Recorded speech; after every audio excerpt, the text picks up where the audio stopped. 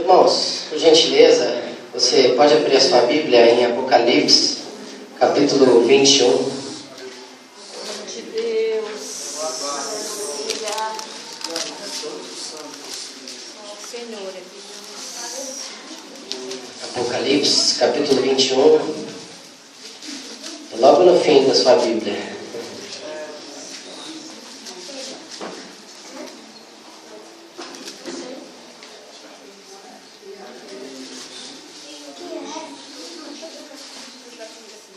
Diz assim a palavra de Deus: Vi novo céu e nova terra, pois o primeiro céu e a primeira terra passaram, e o mar já não existe.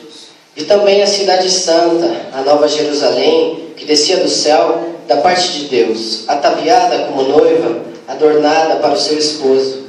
Então ouvi uma voz vinda do trono, dizendo: Eis o tabernáculo de Deus com os homens. Deus habitará com eles. Eles serão povos de Deus, e Deus mesmo estará com eles. Ele lhes enxugará dos olhos toda lágrima, e a morte já não existirá. Já não haverá luto, nem pranto, nem dor, porque as primeiras coisas passaram. E aquele que está sentado no trono disse: Eis que faço novas todas as coisas. E acrescentou: Escreve, porque essas palavras são fiéis e verdadeiras. Disse-me ainda: Tudo está feito. Eu sou o Alfa e o Ômega, o princípio e o fim. Eu, a quem tem sede, darei de graça da fonte da água da vida. O vencedor herdará estas coisas, e eu lhe serei Deus, e ele me será filho. Quanto, porém, aos covardes, aos incrédulos, aos abomináveis, aos assassinos, aos impuros, aos feiticeiros, aos idólatras, e a todos os mentirosos, a parte que lhes cabe será no lago, que arde com fogo e enxofre, a saber, a segunda morte. Amém. Meus irmãos, hoje, no tempo em que estamos vivendo, você abriu o livro de Apocalipse para fazer uma leitura em uma tribuna, é algo difícil de se ver. Porque alguns têm a ideia de que Apocalipse é o livro da tragédia. Apocalipse ele é um livro que ele vem para colocar um pânico nas pessoas. E muitas pessoas que você pergunte acerca das Escrituras, muitos podem dizer que não lê Apocalipse porque tem medo. Mas eu confesso a vocês que eu também tinha medo. Eu tinha medo de ler esse livro acerca de ouvir falar da ira de Deus, das taças que Deus derramaria sobre o povo. Mas eu confesso a vocês, irmãos, que não há nenhum livro na Bíblia que exalta a soberania de Deus como o livro de Apocalipse. Esse é um livro que dá paz ao nosso coração. Porque o tempo em que estamos vivendo, talvez possamos chamar do tempo da desesperança. Talvez o mundo inteiro, é difícil você ver uma pessoa esperançosa. Falta esperança no nosso povo, falta esperança no mundo, porque eles estão pensando muito nas coisas terrenas, e pensar nas coisas terrenas nos dá, de fato, a tendência de sermos desesperançosos. E eu digo que falta esperança porque se você abrir o jornal de cada dia, a cada manhã, você vai perceber que as nossas cidades, elas estão parecendo arenas, campos de sangue, porque as nossas juventudes, eles estão infiltrados na marginalidade, eles estão buscando prazeres e refúgio nas drogas, e essas drogas cada vez mais pesadas, cada vez mais mortíferas. Eles não entendem que o Filho de Deus, ele veio para salvar aquilo que se havia perdido. Nós temos que entender, irmãos, que Jesus Cristo, Ele é a nossa esperança. E sabendo que Ele é a nossa esperança, nós temos a certeza que Ele irá voltar para buscar a nossa igreja. Eu creio que isso, pelo menos no meu coração, me dá uma paz. Isso me dá um alívio de saber que a história, ela não está na mão dos reis dessa terra. De saber que a história não está nas mãos dos poderosos, mas a história está na mão de um Deus que está sentado no alto trono, de um Deus que está comandando a sua vida e a minha vida, de um Deus todas as coisas e Ele sabe a hora e o momento oportuno de te abençoar. Irmãos, eu confesso a vocês que o livro de Apocalipse, ele tem esse nome Apocalipse, e Apocalipse significa revelação. Irmãos, se você tem alguma dificuldade acerca das Escrituras, eu convido a você a ler a revelação de Deus. Porque no primeiro capítulo do Apocalipse, João vai dizer que bem-aventurado é aquele que guarda as profecias desse livro. Então a promessa de Deus já está para quem lê o livro de Apocalipse, porque a bem-aventurança de Deus repousará sobre ele. Sabendo disso, irmãos, que a história não está nas mãos dos poderosos, talvez alguém, uma pessoa existencialista hoje em dia, ela possa dizer, bom, a história humana está como uma roda gigante, dando voltas em círculos, e algumas pessoas podem dizer, bom, se você morrer, acabou. Você vai ter uma morte eterna. Não tem mais nada depois dessa vida. Mas se esquecem que essa vida, nós temos que viver uma vida prostrados aos pés do Salvador. Porque haverá um dia que Ele irá julgar tantos vivos e tantos os mortos. As pessoas têm que entender que Jesus Cristo em breve irá buscar a sua igreja. Só que essa igreja irá passar por um julgamento. Porque o apóstolo Pedro, quando escreve uma das suas epístolas, ele vai dizer que o julgamento começa pela casa de Deus. E se começa pela casa de Deus, irmãos, ai daqueles que estiverem para depois. Ai daqueles que não abraçarem o convite da graça salvadora neste momento. Irmãos, dizer algo aqui, eu queria dizer algo sobre o céu. Eu quero dizer a você que o céu não é apenas o nosso destino. O céu é a nossa origem. Porque nós nascemos do alto. Nós nascemos lá de cima. Nós nascemos de Deus. Amém. E quando nós nascemos de Deus, irmãos, algo que talvez nos prendesse neste mundo, talvez pegar uma pessoa jovem, um irmão, algo que possa prender este irmão, talvez seja um campo de futebol, talvez seja um jogo do seu time, que ele tanto torce. Mas a partir do momento que você nasce de novo, irmãos, o reino de Deus ele tem que ser prioridade na sua vida. Não que é errado você assistir jogo, de maneira nenhuma. Mas, irmãos, eu quero te dizer que aquilo que te prende, quando você nasce de novo, nada mais tem um peso tão caloroso na nossa vida do que a presença de Deus. Do que estar prostrado nos pés daquele que responde às nossas orações. Nós temos que entender essas coisas. E sabendo disso, irmãos, nós temos aqui alguns pensamentos. Eu fiz um breve estudo e eu queria compartilhar com vocês. Porque a palavra de Deus, ela é poderosa, independente do momento e do jeito que seja pregada. Eu creio que existem pessoas aqui que gostam daquelas mensagens que o pregador tem uma voz poderosa, que ele faz tremer o lugar. Eu confesso a vocês que eu também gosto desse tipo de mensagem. Mas, infelizmente, a minha mensagem ela é assim, ela é cautelosa, ela é tranquila. Mas eu creio, irmãos, que independente do meu jeito de falar, eu não quero dizer e me apresentar como uma pessoa meramente carnal, mas eu quero dizer e discorrer com você acerca da palavra de Deus. A palavra que pode tocar no seu coração. Não é o jeito da minha voz, o tom da minha palavra, mas a palavra que vive e reina para todo sempre. É a palavra de Deus. Aleluia.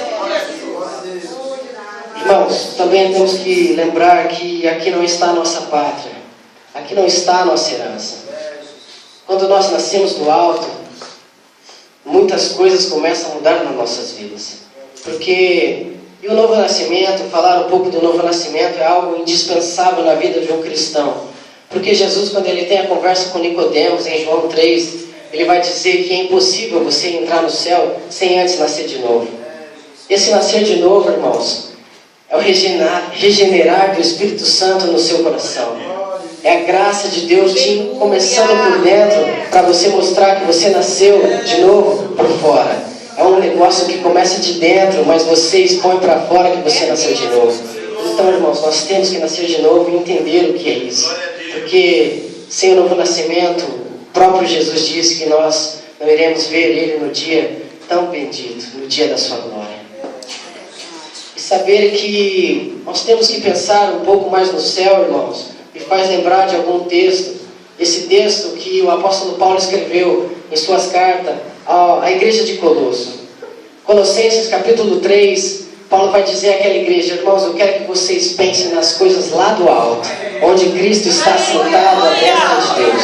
Então, irmãos, nós somos chamados a pensar um pouco mais nos céus, porque há pessoas, eu confesso que há muitas pessoas dentro das nossas igrejas que não vivem uma vida pensando mais no céu.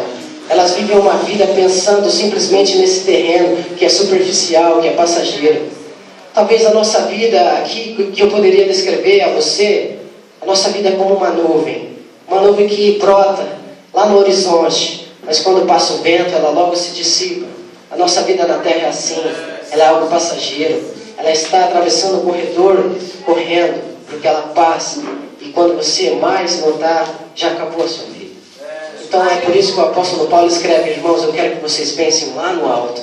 E já foi cantado aqui, assim como Daniel, eu quero ter os olhos focados lá no céu. E nós temos que ter os olhos focados no céu, irmãos, porque a bênção de Deus, ela vem do alto dos céus.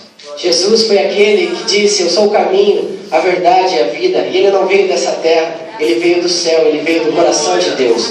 Então nós temos que entender que as coisas que são do alto são para nós proveitosas, são para nós eternas. Nós temos que buscar as coisas que são lá do alto, onde Cristo vive e reina para todo sempre. Amém? E sabendo que nós temos que pensar um pouco mais no céu do que na terra, me faz lembrar de um episódio que aconteceu no século passado na Inglaterra, em um homem chamado Winston Churchill. Ele foi o primeiro-ministro daquele país, e ele disse uma frase poderosa que até hoje ecoa no púlpito de quem procura estudar um pouco. Ele disse que a decadência moral da Inglaterra devia-se ao fato de que nos púlpitos das igrejas inglesas não se pregava mais sobre o céu e não se pregava mais sobre o inferno. Talvez ele queira dizer que lá estivesse sendo pregado o evangelho antropocêntrico, o evangelho do homem para o homem, não o evangelho cristocêntrico que recebe do alto e transmite aos homens. E se o evangelho ele vem do homem para o homem, é um evangelho que não faz você mudar de vida, é um evangelho que não transforma a vida de ninguém, é um evangelho que o homem transmite ao homem, não salva a vida, não muda caráter e não faz uma pessoa que está no caudal do pecado trazer ela à luz da clareza que é a luz de Cristo. O evangelho de Cristo, irmãos, ele vem do alto. Então essa frase ecoou na Inglaterra e os púlpitos começaram a pregar um pouco mais sobre o céu e um pouco mais sobre o inferno. E eu creio que isso falta nas nossas igrejas brasileiras, porque normalmente nós estamos vendo na televisão principalmente o evangelho totalmente passageiro, o evangelho que as pessoas dizem assim: você tem que colocar Deus na parede porque Ele tem que te abençoar, independente se Ele queira ou não. Você tem que colocar Deus na parede porque o seu carro novo tem que chegar, queira Deus ou não. Irmãos, olha para mim. Quem sou eu para colocar Deus na parede, irmãos? Quem sou eu para exigir algo da parte de Deus, queira Ele ou não? Eu creio que essa pessoa que prega um evangelho tão fraco e tão pobre desse jeito, uma pessoa que não entendeu o evangelho salvador. O evangelho de Cristo é aquele evangelho que ele diz ao pecador: olha, odeie o pecado, mas ame a justiça de Deus. Despreze todo o mal da sua vida, mas ame aquele que vem buscar a sua igreja. E é esse evangelho que nós temos que ter em nossas vidas. É o evangelho cristocêntrico, o evangelho que começa do alto e discorre a partir de um servo dele e transmite a sua eleita. Eu quero aqui, irmãos, como arauto de Deus, trazer as palavras diretamente do céu ao seu coração. Então, irmãos, sabendo dessa frase, o que será que Winston Churchill quis dizer com isso? Que nós temos que pregar algo mais do céu, algo sobre o céu e algo sobre o inferno. Porque nas igrejas as pessoas estão pensando que o evangelho ele veio da terra e ele fica na terra. Então as pessoas estão vivendo as suas vidas desvairadas, as suas vidas sem compromisso com santidade, a sua vida de qualquer jeito.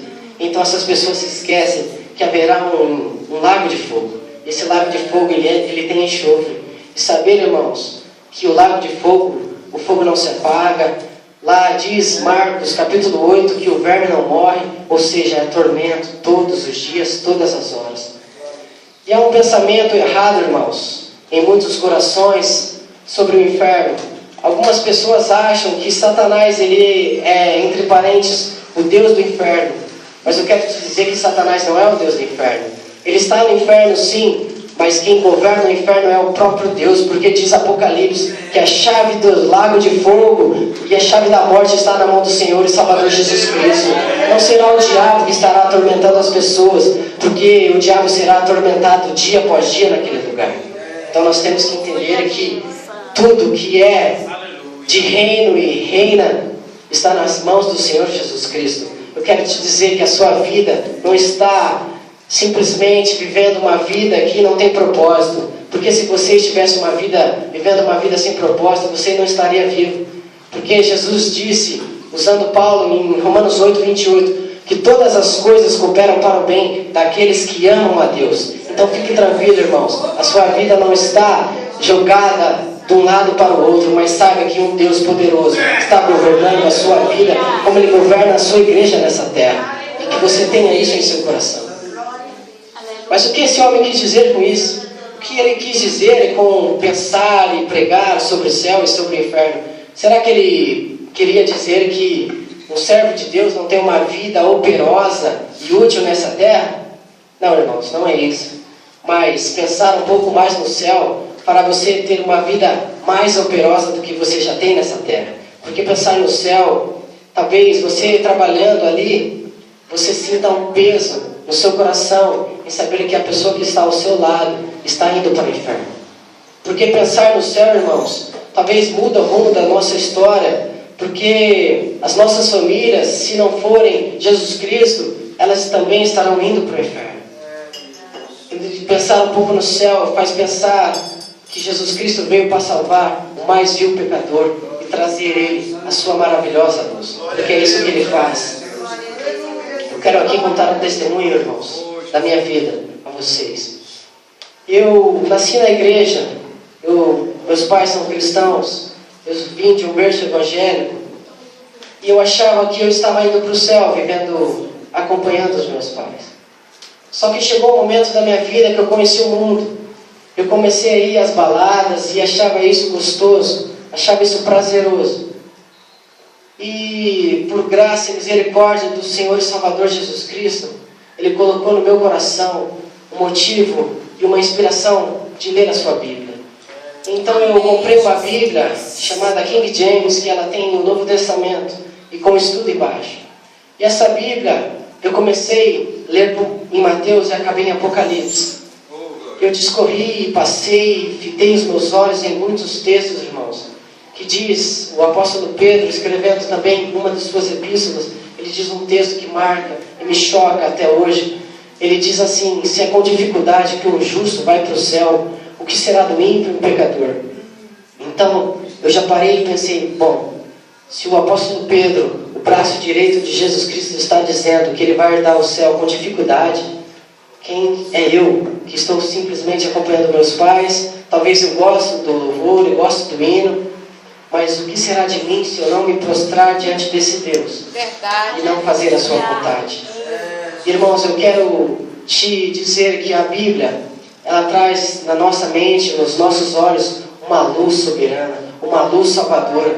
Porque eu ia na igreja, eu ouvia a palavra de Deus, mas eu não era um salvo, eu não fazia a vontade de Deus. Eu estava indo para o inferno.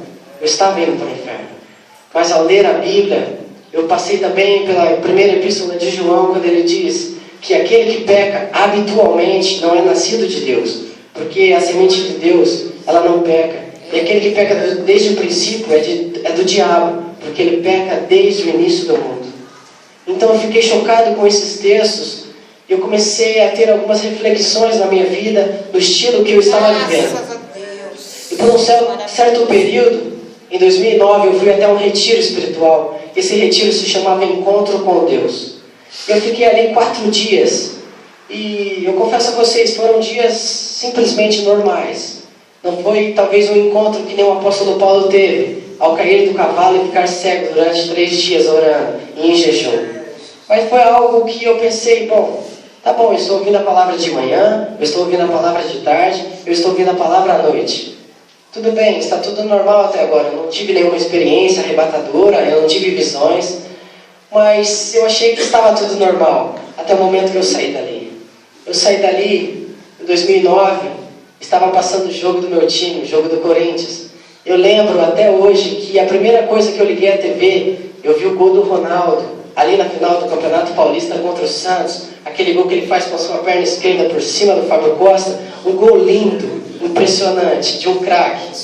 E eu, por certo, antigamente ia comemorar, ia gritar, eu ia se espernear ali em casa, ia zoar o vizinho, que é São Paulino. Mas eu não consegui comemorar. E eu falei, bom, por que eu não estou comemorando? O que está acontecendo comigo? E foi aí que me veio uma clareza de que eu nasci do alto. Eu nasci de cima. Eu nasci para as coisas de Deus. E há uma frase que marca a minha vida até hoje, que é a Confissão de Fé Westminster. Ela diz, o fim principal do homem é glorificar a Deus e gozá-lo para sempre. E eu confesso a vocês que a minha vida tem sido para a glória de Deus. Os meus dias têm vividos para a glória e exaltação do Filho de Deus, que veio como um servo, e um servo perfeito, que não teve por usurpação o ser igual a Deus, mas que foi até o fim pela minha vida e pagou um preço de sangue para que eu estivesse aqui nessa tribuna, pela sua misericórdia, discorrendo a palavra que salvou a minha vida e que pelo poder do Espírito Santo pode salvar a sua vida, irmãos. E é por isso que eu estou aqui te dizendo que a palavra de Deus tem poder. A palavra de Deus salva.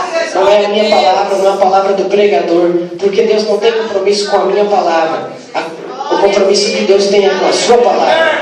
Porque a promessa que Deus faz, Ele fala que a sua palavra não voltará para Ele vazia, não a palavra do pregador. E quando nós estamos dizendo a palavra de Deus, eu tenho certeza que ela não estará voltando para si vazia. Aleluia. Glórias a Deus. Irmãos, louvado seja Deus, e saber que o Espírito Santo está tocando no coração das pessoas me faz também pensar um pouco mais no céu. E pensar no céu, talvez nós temos que pensar um pouco mais no céu, porque talvez isso te ajude a não amar ao dinheiro.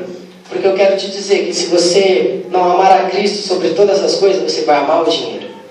Eu conheço uma pessoa, e ele é evangélico, ele é servo de Deus.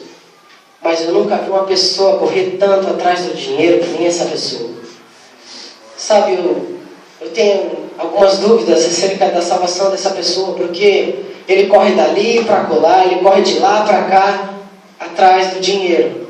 Irmãos, nós temos que tomar cuidado com o dinheiro, porque o dinheiro é mamon, o dinheiro é aquele que pode tirar o seu foco, o dinheiro pode ser o seu ídolo, e o pecado da idolatria é sempre o pecado dos outros.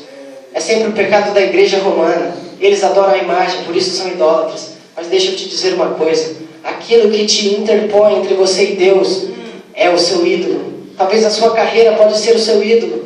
Talvez a sua esposa pode ser o seu ídolo. Talvez o seu esposo pode ser o seu ídolo. Talvez a igreja pode ser o seu ídolo. Mas nós temos que lembrar, irmãos, que o nosso ídolo, ele não é um ídolo que tem olhos, mas não vê. O nosso ídolo não é aquele que tem boca e não fala. O nosso ídolo não é aquele que tem ouvido e não ouve. O nosso ídolo é um ídolo vivo, que tem olhos e vê, que tem boca e fala, que tem ouvido, que responde à sua oração, que responde ao seu clamor. Nós temos que entender que o nosso ídolo, ele é o exaltado entre as nações. Ele é Jesus Cristo, que morreu e sofreu para que Deus estivesse aqui dando vida e vida com abundância. Aleluia. Porque a ordem de Jesus em Mateus 6 é ajuntai tesouros lá no céu, onde a traça nem a ferrugem corrói, onde os ladrões não podem roubar de você. Então, irmãos, nosso tesouro não está nessa terra. Ajuntai tesouros, irmãos, é lá no céu, é para a glória de Deus. Nós temos que lembrar disso, que o nosso tesouro está guardado, não no cofre bancário, mas o nosso tesouro está nas mãos do Deus soberano e poderoso, que guia a história a uma consumação final. E essa consumação final é a vitória de Jesus Cristo e da sua igreja, para a glória de Deus Pai. Aleluia. Irmão, pensar também no céu nos ajudará a viver em santidade. Porque o apóstolo João, na sua primeira epístola, no capítulo 3, verso 3, ele diz: e todo o que nele tem esperança purifica-se a si mesmo, como ele é puro. E porque pensar no céu te dará uma instigação de ser santo, porque a ordem de Jesus é: sede santos como eu sou santo. Então nós temos que lembrar que aquele que vive no pecado não é nascido de Deus, e o que peca habitualmente é Satanás, porque ele peca desde o princípio. Então nós temos que viver uma vida em busca pela santidade, porque sem santidade, diz a palavra, que ninguém verá o Senhor. Então nós temos que entender que santidade também não é perfeição, mas é ausência de erros, é tropeços em falhas, mas saber que Deus está comandando e te perdoando sempre que você se arrepende e abandona o seu pecado. E saber e pensar em santidade me faz também ir até uma frase do grande avivalista John Wesley, que ele foi indagado em uma pergunta e chegaram a ele e disseram: Wesley, o que você quer fazer antes de Jesus voltar, antes de você ir para o céu? Ele respondeu de uma forma bendita e graciosa. Ele disse: olha, eu quero fazer o que eu faço todos os dias, porque todos os dias eu aguardo essa bendita esperança me mantendo puro como Ele é puro. Então nós temos que lembrar, irmãos, que esse Deus vem buscar a sua igreja. Ele tem que encontrar a sua igreja sem mácula, sem ruga, sem imperfeição e com santidade, porque a noiva de Deus, ela é perfeita, ela é adornada como para o noivo. Aleluia. E, irmãos, pensar no céu também nos ajuda a combater o sofrimento aqui e agora. Porque você imagina uma pessoa que não tem esperança, a sua luta para com a enfermidade. Você imagina uma pessoa que não tem esperança para uma luta contra a morte de um ente querido. Talvez uma criança de alguma certa idade, ela perde a mãe, e a sua mãe, ela não tinha pai, ela só tinha mãe. E ela pode dizer: bom, acabou a minha vida, acabou a história da minha vida porque a minha mãe se foi. Mas o apóstolo, escrevendo a sua carta aos Tessalonicenses, ele nos exorta acerca dessas coisas. Porque nós que temos esperança, irmãos, ele diz o seguinte: irmãos, eu não quero que vocês sejam como os ignorantes, que não têm esperança. Mas nós temos esperança porque aguardamos aquele que vem nos buscar, aquele que vem restaurar nós, que estamos aqui, estamos sujeitos às falhas, para nos levar ao céu, que lá só entrará os santos, os filhos de Deus, salvos pelo sangue do Cordeiro. Aleluia. Irmãos, eu não quero ser extenso, a minha hora já se foi. Eu só quero tomar apenas mais um tema e deixar uma palavra de Deus no seu coração. Deus, santo. O reino dos céus, ele é comparado às bodas do Cordeiro, a uma festa de casamento. Talvez você tenha participado de muitas festas aqui na terra. Talvez você tenha ido a alguns casamentos lindos e benditos, com pessoas ilustres, talvez com uma ceia perfeita, com bebidas caras. Mas eu quero te dizer que no reino de Deus, as bodas do Cordeiro é tão singular, porque o dono da festa é nada mais e nada menos que o próprio Deus. Ele é o dono da sua festa. E talvez você tenha visitado alguns salões aqui, em algum casamento, e salões dignos de beleza. Mas eu quero te dizer que o salão que nós iremos morar, diz a Escritura, que somente a praça da casa de Deus, a praça onde os santos irão se reunir, ela é de ouro puro. As portas que nós iremos entrar, elas são de pedras preciosas. E diz a palavra que lá, na cidade santa, na Nova Jerusalém, ela tem 12 portas. Ela tem 3 portas no norte, 3 portas ao sul, 3 portas ao leste, 3 portas ao oeste. Então, o que nós temos de aplicação nisso é que o reino de Deus está aberto a todos, mas também não está aberto a tudo, porque lá não irá entrar nada contaminado. Lá, aqueles que não lavaram o seu rude viver no sangue do Cordeiro, não irá passar por aqueles portões. Porque muitos chegarão naquele dia e poderão dizer: mas Senhor, em seu nome expulsei demônio, em seu nome eu fiz isso e aquilo. E você pode ter uma pergunta, você pode ter uma resposta que talvez irá te condenar ao fogo. Talvez a resposta seja: bom, eu não te conheço, porque nós não lavamos as nossas vestes no sangue de Cristo Jesus. Então, irmãos, nós temos que entender que essa festa, ela é incomparável, Porque diz a Escritura que a bebida que você come aqui, você torna a ter fome. A bebida que você bebe, você torna a ter sede, e a comida que você come, você torna a ter fome. Mas diz Apocalipse que aquilo que você comer e aquilo que você beber, você jamais tornará a ter fome ou sede, porque aquilo que você irá experimentar é para sempre, é para a sua eternidade, é para a glória de Deus. E saber que a festa de Deus, ela é para sempre. Talvez nós possamos, mas quem serão os convidados dessa obra? Bom, alguns convidados, eu quero dizer a vocês que são alguns anjos, alguns querubins, alguns serafins, alguns patriarcas, talvez os profetas também estarão lá. Eu quero dizer que os convidados serão os apóstolos, serão os mártires, serão todos os salvos em Cristo que lavam as suas vestes no sangue do Cordeiro, que vivem para a glória de Deus nessa terra, porque eles estarão lá para todo sempre, para dignificar e exaltar aquele que morreu, mas aquele que vive, que reina para sempre, o nome que é santo, que é o Jesus Cristo, o dono de toda majestade, honra e glória. É esse Jesus que nós aguardamos, ansiosos, para que Ele volte. Eu quero, irmãos, pedir que Deus, através do seu Espírito Santo, possa te ajudar, que você venha pensar um pouco mais no céu, não muito nessa terra, porque as coisas da terra são passageiras e são superficiais. Mas quando nós pensamos no céu, nós pensamos nas coisas que são de Deus. E a vontade de Deus, ela é perfeita, ela é boa e ela é agradável. Eu agradeço a oportunidade. Deus nos ajude. Em nome de Jesus. Amém. Palavra.